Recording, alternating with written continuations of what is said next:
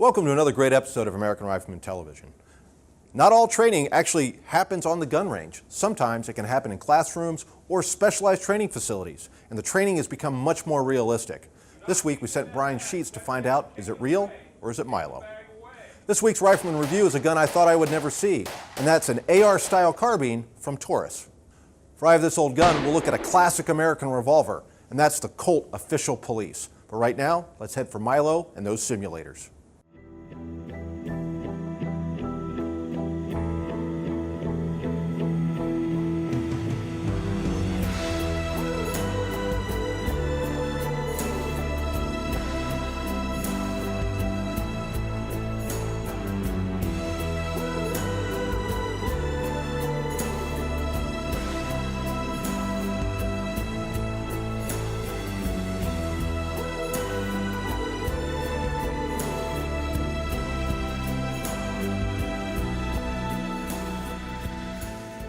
Well, despite the fact that it looks like I'm standing in the hallway of a school, that's actually an image projected on a screen behind me. And this, while a real firearm, it's been adapted to fire CO2 cartridges and send a laser image toward that screen for simulator training. I'm at Milo Range Smart in Ann Arbor, Michigan. It's a maker of simulator training systems, and we're going to see how these systems improve the performance of both law enforcement and military users and the average armed citizen. Milo Range, first and foremost, is a training company.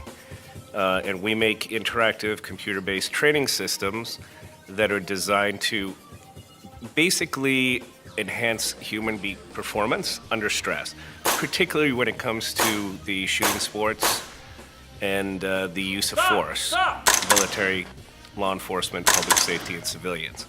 Live fire is good for, how to handle your firearm and so forth, but the skills of what do you do in this situation compared to this situation? What do you do when the situation escalates or when it de-escalates? The simulators provide that. This is not a replacement for the instructor. This system is very instructor-based. So what you put into it is what you're going to get out of it. It's like a carpenter with a hammer. This is that hammer they're going to use.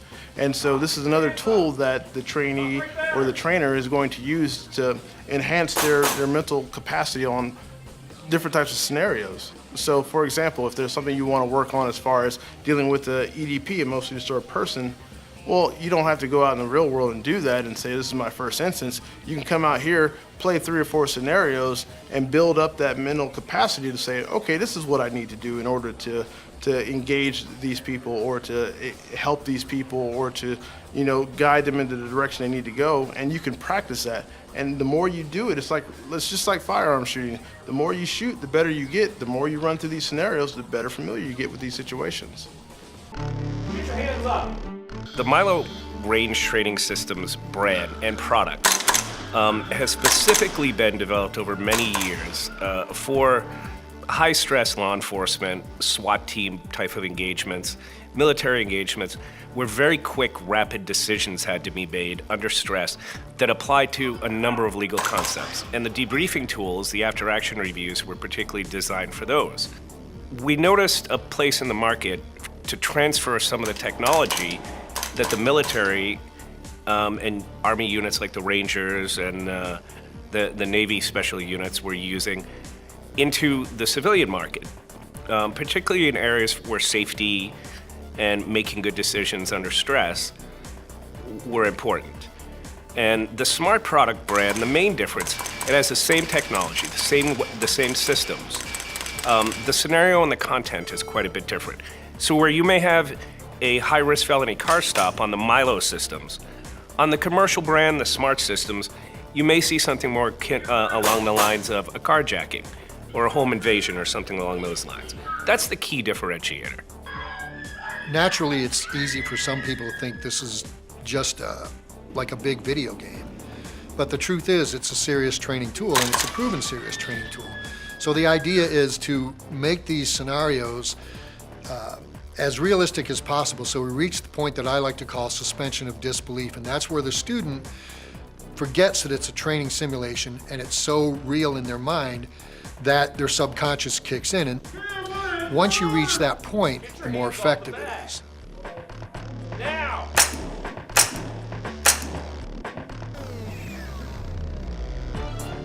Want to know what's happening at American Rifleman? Follow us on Twitter and like us on Facebook. We'll be right back.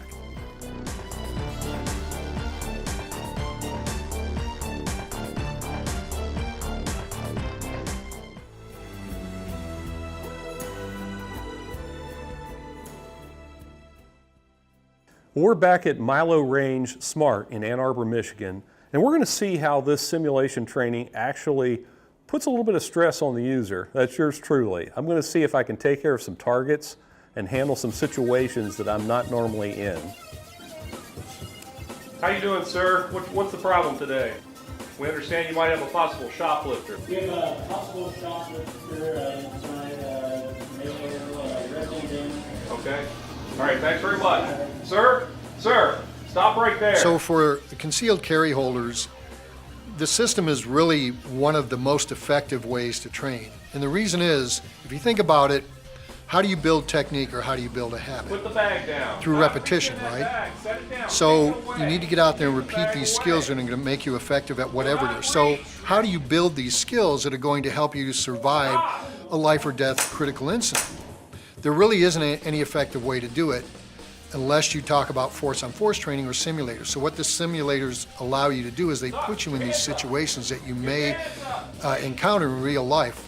Carjackings, home invasions, robberies at the ATM, all those different things. Well, Brian, we've each got a gun here in our hands, and I know this one, obviously an AR-based gun, and this is one of the tactical guns for the tactical training. You've got one of the entertainment guns. It's sort of based on a Glock pistol platform. Tell me a little bit about these guns and the sort of the different levels of equipment you've got for the SMART system. Sure, Brian. Well, we offer a complete array of firearm solutions. They range from inert firearms, which fire a laser, but they just have a resetting trigger, no moving parts, to this particular one would be probably what you would call a top of the line for the training, because this is a real Troy AR-15 with one of our recoil kits in it, which uses CO2 to give it recoil. So everything you do with that is like a real AR because it is a real AR. This is a pistol that's made by SB Tactical for us, and it's sort of a rough copy of a Glock style pistol. It uses CO2, so the slide cycles, it shoots a laser, the magazine's programmable. So this would be probably a better example of, say, the top of the line solution for more of an entertainment base. But it's also a good training tool as well. It just depends on what your goals are. I think that's one of the neat elements of this is that you're still handling a firearm-like device. So that's a good way to keep it realistic and I think in the mind of the user. Stop! I hope our customers come out a little bit smarter. I hope they get a chance to actually look at the scenarios, come away saying, man, I really didn't think about that, or that's a situation I never thought I'd be in, and just come away a little bit more. Because the one thing I do think that the simulators provide is that training aspect of it. Get rid of the weapon. There's not a modern military, not a modern air carrier, not a modern ship's captain company, even surgeons train in simulators. So there can be no doubt to the efficacy or effectiveness of them as a training system.